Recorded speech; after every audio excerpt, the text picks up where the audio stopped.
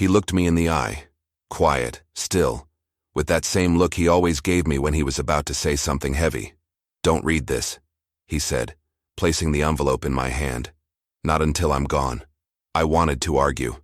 I wanted to say something, but the words stuck. His fingers left the paper slowly, and then he just nodded once. That was it. No drama, no tears, just a soft goodbye that hung in the air without sound. I didn't ask what was inside. I didn't ask why. Maybe I was scared of the answer. Or maybe I just respected him too much to question it. He was always like that. Never one for big speeches or long talks. Just straight to the point. His name was Caleb, and if there was one thing he never played with, it was time.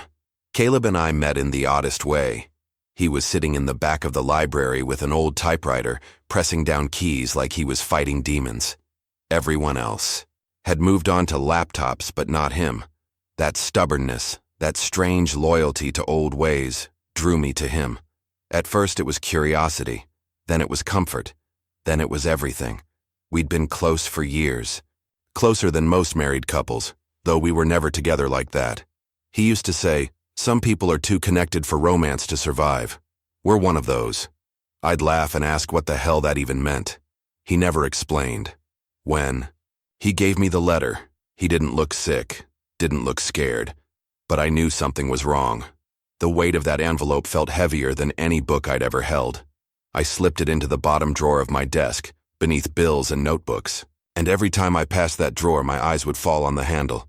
I'd stare at it, fingers twitching, heart racing, but I never opened it. Weeks passed. Caleb started pulling away, not obviously. He was still around, still talking, still making those same dry jokes, but something was missing. The silences got longer. His eyes stayed on the floor more. When I'd ask what was wrong, he'd just smile like he was proud of hiding it. Then one day he was gone. No warning, no goodbye. Just a phone call from his sister, flat voice, broken words. I didn't cry when she told me. I didn't say anything. I just walked into my room, opened the drawer, and took out the letter. It was still sealed, still untouched. My fingers shook as I held it. I thought about waiting. Maybe I wasn't ready. Maybe I'd never be. But something told me it was time. I sat on the edge of the bed, my hands tightening around the paper like it might vanish if I let go. His handwriting was neat, careful, like every word had been chosen, cut, and placed with purpose. The envelope just said my name, nothing else. No return address, no date, just to Marin. I took a deep breath and slowly opened it, but I stopped before pulling out the letter. I held it there in my lap, eyes fixed on the edge of the folded paper. My heart was pounding. This was it. The last words of a man who never wasted breath. The final message from someone who had lived inside my life without ever fully explaining why. I wanted to read it. I needed to. But something held me. Eck. I sat like that for an hour, maybe more. Still. Silent. The letter burning in my hand. I hadn't even read a word. But somehow, I already knew it was going to change everything. And then, finally, I unfolded it. He started with my name. Just Marin. Not Dear Marin. Not to Marin. Just my name. Like he was standing, in front of me, speaking it out loud. I could hear his voice in my head. Calm. Steady. Marin, if you're reading this, then I'm gone. I know you're probably angry with me, or confused, maybe both. You deserve an explanation, and this is the only way I knew how to give it to you without messing it up in person. I've never been good at talking, not about the real stuff. You always understood that. You always gave me room to be quiet without asking why. That meant more to me than I ever said. I stopped reading for a moment. My eyes were already stinging, not because the words were overly emotional, but because they were his, and they sounded like him. Honest, a little messy, raw. I need to tell you something I should have told you years ago. I didn't just walk into that library to write. I didn't just happen to be there when you showed up. I was looking for you. That sentence stopped everything. I blinked, reread it twice. Looking for me? What the hell did that mean? There's no easy way to explain this. But you weren't just a friend to me. Not really. I loved you, Marin. I loved you in a way that scared me, in a way that made me feel like if I said it out loud, I'd ruin everything. You were the only real thing in my life, and I was terrified of losing that. My throat tightened. My hands started to tremble.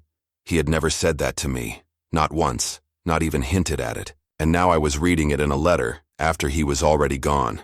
You once asked me why I never dated anyone. Why I never seemed interested in anyone else. I brushed it off. Made a joke. But it was always you. It was only ever you. I just didn't know how to tell you without losing what we already had. That quiet bond. That trust. That peace. You were my peace, Maren. I didn't want to risk breaking that. I couldn't breathe for a few seconds. I folded the letter back up and held it against my chest. My heart was racing. My head felt like it was spinning. I wanted to scream at him, ask him why he waited, why he didn't say anything when he had the chance. But I already knew the answer. Caleb had always been afraid of emotions he couldn't control. He didn't like vulnerability. He never let anyone see him bleed. And love, real love, was too big for him to carry in the open. I unfolded the paper again. I wasn't done. The truth is, I'm sick. I've been sick for a long time. I didn't tell anyone, not even you. I couldn't stand the thought of you looking at me with pity. I wanted your memory of me to stay whole. I didn't want to die in your eyes before I actually left. So that was it. He knew. He knew it was coming. He knew what was happening, and still acted like nothing was wrong. He laughed with me, talked with me, hid it all behind that calm face. I'm sorry I didn't tell you. I'm sorry I couldn't give you more time to prepare. But I didn't want our last days together to be about death. I wanted them to stay real, honest, just us. Like always, I pressed my hand to my face. My cheeks were wet, and I hadn't even realized I was crying. He had loved me, silently, constantly, and I never knew. I stared at the letter, reading the same lines over and over again. Each time, they felt heavier, like they were dragging memories up from the corners of my mind. Didn't know we're still waiting to be seen. I loved you in a way that scared me. That sentence kept echoing inside me. All those late nights we spent talking about nothing, all those glances we exchanged and brushed off. I thought it was just comfort. I thought we were just close. But now I could see it. All of it. The way his voice would soften when he said, my name. The way he watched me like I was the only thing grounding him. How did I miss it? I unfolded the letter fully and kept reading, my hands tightening at the edges of the paper. There's one more thing, and this is the part that's hardest to say, even now. I didn't just keep my feelings from you because I was scared of ruining what we had. I also kept them because I didn't believe I deserved you. I've done things, Maren. Things I've never spoken about. Things I wish I could erase. You think I'm a good man, and maybe that's my biggest crime, letting you believe I'm someone I'm not. That part hit different. I leaned back, trying to breathe through the weight of it. Caleb wasn't perfect, nobody was, but I never once saw him do anything cruel or dishonest. So what was he hiding? When I was younger, before I met you, I got involved with some people. I was in a bad place, angry, lost. I made decisions that cost others more than they ever cost me. I was part of something that ruined a family. I never told you because I was afraid you'd look at me the way I look at myself. Like I was already dead inside. I couldn't imagine Caleb that way. Not the man who always made time for others, who sat with me when I was breaking down over my mother's death, who brought me a stack of old books just because he thought I'd like the smell of the pages. That man wasn't capable of ruining someone, but his words didn't lie. And he wasn't dramatic. If he said it, he meant it. I tried to make it right. I've spent the last 10 years doing what I could to fix what I broke. But some things don't fix. Some damage lives in people long after you say you're sorry. I thought maybe loving you quietly would be the only good I'd ever do. My hands shook harder. I gripped the letter like it might slip from my fingers and vanish. My stomach turned. Not because I was angry, but because I felt his guilt. It was in every line, every pause, every word he had held in for years. He didn't just leave me a confession. He left me a burden, something he carried alone for too long, and now he had passed it to me like it would finally make him lighter. But it didn't make me angry. It made me ache. I remembered once asking him why he always disappeared on certain dates. I thought it was a private thing, maybe an anniversary or something small. He brushed it off, said it was nothing. Now I wondered if those were the days the guilt clawed its way back into him. I folded the letter again, this time with care, smoothing the creases. I placed it on the table in front of me and sat in silence, listening to the sound of nothing. Caleb was gone, but he'd left more behind than just a letter. He'd left a version of himself I never really knew. I didn't sleep that night. I just sat at the table, staring at the folded letter, letting every word soak into me. It was like learning a stranger's story, only that stranger was the person I thought I knew better than anyone else. He said he ruined a family, said he was part of something dark. I tried to fill in the blanks, but Caleb never left hints. He was careful like that. The type of person who could carry 100 pounds of silence and still smile at you like everything was fine. I didn't know what to do with what he gave me. A part of me wanted to know more. Another part didn't. Maybe some things weren't meant to be uncovered. But the idea that Caleb died thinking he wasn't worthy of love, that he was unfixable, sat in my chest like a knot. He thought loving me in secret was the only good thing he'd done. I couldn't accept that. The next morning, I opened the letter again. I needed to read the rest. If you're still reading this, it means you didn't throw it away. Thank you for that. I know this probably changes how you see me. I'm not asking for forgiveness. I just needed you to see the full picture. Not the quiet guy in the corner with the old books, but the man who made real mistakes. I wanted to be honest with you finally. I know you're probably wondering what exactly I did. I left some details with a man named Patrick Elroy. He runs the community center on 8th. He knows everything. If you want the truth, he'll give it to you. I left instructions. But Marin, you don't have to go. You can let it end here. Let me stay in your memory the way I was. This is your choice now. It always was. You were always free with me, even when I wasn't free with myself. I stared at the name, Patrick Elroy, Community Center on 8th. That was just 15 minutes away. I'd driven past it 1,000 times and never thought twice. And now, it was the one place that might hold the truth about Caleb's past. I folded the letter again and sat back in my chair. Did I want to know? The answer came fast. Yes. Not because I doubted him. Not because I needed to judge him. But because he gave me the choice. And I owed it to him. To both of us. To see him fully. Not just the parts he showed me, but the ones he hid. That afternoon, I walked into the community center. The building was old, worn, nothing special. Inside, the walls were lined with flyers, kids' drawings, and faded notices. A man behind the desk looked up. He had tired eyes and a kind face, gray at the temples. Can I help you? I hesitated. I'm looking for Patrick Elroy. He blinked, stood up slowly. That's me. Who's asking? My name is Marin. Caleb Monroe told me to find you. He passed recently. Patrick's eyes changed the moment I said the name. Something dropped in his expression. Grief, recognition, maybe both. He nodded slowly. I was wondering when you'd come. He walked into a back office and came out with a small box. He left this for you. Said you'd come eventually. Said you deserved to know. I took the box. My fingers curled around it carefully like it might break. I don't know what's inside, Patrick said.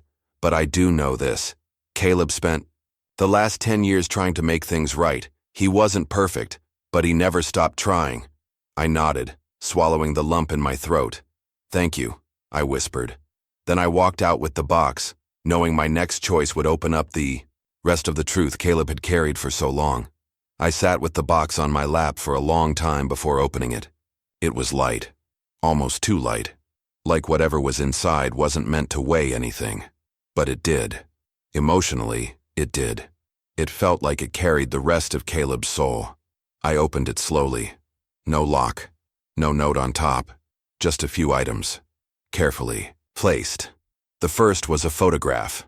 A worn, faded image of two young men standing outside what looked like a rundown apartment building. One of them was clearly Caleb.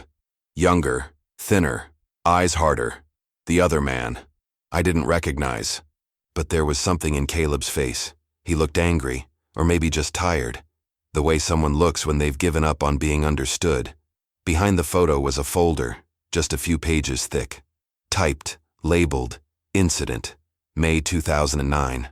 I pulled them out and started reading. It wasn't what I expected. There was no violence, No crime scene, no bodies. But it was ugly in its own quiet way. Caleb and the man in the photo, his name was Jared Whitlow, had been part of a youth outreach program. It was supposed to be about helping kids off the street, giving them a second chance. But it turned out, the people running it were stealing money, falsifying reports, exploiting the same kids they claimed to protect. And Caleb knew. He found out. But instead of speaking up, he stayed quiet. Jared tried to expose it. Caleb didn't back him. I stopped reading, heart heavy. The documents explained that Jared had been fired, blackballed, and publicly discredited. His career ended. He disappeared from the city a year later. Meanwhile, the program kept running for 3 more years before it was finally shut down. Too late for a lot of the kids it failed. Caleb had been a witness, and he stayed silent. The last page was a letter. Not addressed to me, this one was written to Jared. Jared, I don't know if you'll ever read this. I don't know where you are or if you're even alive, but I've lived every single day regretting what I didn't do. I should have spoken up. I should have stood beside you. Instead, I let fear control me. I let other people suffer because I was too coward to do the right thing. I've spent the last 10 years trying to fix what I can. I've volunteered. I've donated. I've kept every kid I met out of places like that one. But I know it's not enough. It'll never be enough. You were brave. I wasn't. I'm sorry. Caleb, my throat closed up reading it. This was the thing he couldn't live with. Not that he had done something monstrous, but that he hadn't done anything at all. That he had stood by while someone else was destroyed, for telling the truth. And now I understood. He didn't believe he deserved love because of that silence. He thought being good later didn't erase what he allowed to happen. I placed the photo and letters back into the box, closed it, and sat in silence. Caleb had carried that guilt for years, alone. And yet, even with all of that pain, he had still become the man I knew, the man who showed up, who listened, who stayed. Maybe he wasn't looking for redemption. Maybe he just wanted someone to see it all and still say, "You mattered." And now, it was my turn to decide what to do with the truth. Kept the box on my desk for days, untouched. Not because I didn't care, but because I didn't know what to do next. Caleb had laid it all out. He gave me the pieces. The truth wasn't missing anymore. It was just hard to hold. Every time I looked at that photo of him and Jared, I saw the weight in his younger face. I saw the beginning of a man who would spend a lifetime trying to fix something that had already broken too deep. I couldn't get that out of my head. And then one morning, I made a decision. I was going to find Jared Whitlow. Not because I wanted to force closure, not even because Caleb had written to him, but because I had to finish what Caleb couldn't. Maybe Jared would slam the door in my face. Maybe he'd never want to hear that name again. But I had to try.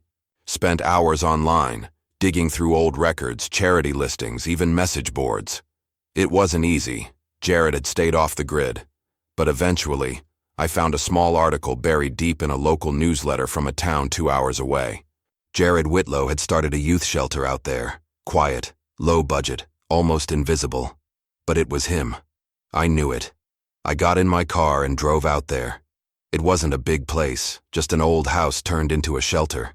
A few teens were outside. Sitting on the porch, one of them looked up as I approached. "I'm looking for Jared Whitlow," I said, voice steady but tight. He pointed to the side of the house. "He's around back in the garden." I followed the path, heart pounding. I didn't even know what I would say. He was there, kneeling near a row of small tomato plants, hands in the dirt, sleeves rolled up. He looked older than in the photo. But it was him. "Jared?" He turned slowly. "Yeah?" I stepped forward. "My name is Marin. I was a close friend of Caleb Monroe." The name hit him like a brick. His posture didn't change, but his face did. Something flickered in his eyes. Recognition, hurt, caution. "I know that name," he said quietly. "Haven't heard it in a long time. He passed away recently," I said. "And he left something, for you." I held out the letter. Jared looked at it, not reaching for it yet. "He wanted you to know he was sorry," I added. "He wrote you years ago but never sent it. He asked me to give this to you if I ever found you." After a long moment, Jared stood and took the letter. His fingers brushed mine, rough and slow. He didn't open it, just stared at it like it was a ghost. I used to wonder if he felt anything, he said. Back then he looked right at me and said nothing while I burned my life down trying to do the right thing. I know, I whispered. He carried it with him every day. He never forgave himself. Jared nodded slowly. That sounds like him. Quiet regret. Never loud enough to be heard. We stood there for a long time. He didn't cry. He didn't break. But there was a softness in his face that hadn't been there a moment ago. Thank you for bringing this, he said finally. You didn't have to. I did, I said. He mattered, and so did you. He gave me a small, tired smile. Funny thing is, I think he knew that too. He just never believed it. And in that moment, I felt something shift. Not in Jared, not in me, but in the space between us. The truth had finally landed where it belonged. Jared didn't open the letter while I was there. He just held it in his hands, like it was something sacred. I didn't ask him to read it aloud or tell me what he felt. That wasn't my place. Caleb had written it for him, and now, after all those years, it had finally reached where it was supposed to. We talked a little more, nothing heavy, just memories. He asked what Caleb was like in his final years. I told him about the way Caleb smiled when he read old books, how he refused to upgrade from his typewriter, and how he could sit in silence with you for hours without making it feel awkward. Jared listened, eyes far away, a faint smile playing on his lips. He was trying, I said finally. Maybe he never said it out loud, but he was always trying to be better. Jared nodded. Yeah, I believe that now. Before I left, he walked me to the edge of the garden. The kids from the shelter were still lounging on the porch laughing about something. Jared glanced back at them. That's why I built this place, he said. After everything fell apart, I figured I could either stay bitter or start building something new. Took me a while, but this keeps me breathing. I think Caleb would have been proud, I said. I think, Jared replied softly, he already was. We shook hands. No dramatic goodbye, no promises to stay in touch. Just a quiet moment between two people who had both carried pieces of the same broken story. I got back in my car and drove home, the sky beginning to fade into evening. For the first time since I opened Caleb's letter, I felt like I could breathe fully again. Later that night, I placed the letter back into its envelope and set it inside the box. I didn't need to read it again. I had heard him, really heard him. Caleb wasn't asking for forgiveness. He was asking to be remembered, not just for who he tried to be, but for who he really was. Flawed, wounded, human, but still trying. And I would remember. If this story touched you, moved you, or made you think about someone you've lost, or someone you never truly knew, please take a moment to subscribe and stay connected for more real human stories like this one. Have thoughts or feelings about Caleb's letter? Drop a comment below. I'd love to hear your perspective. Because sometimes sharing the weight of a story helps it land a little softer.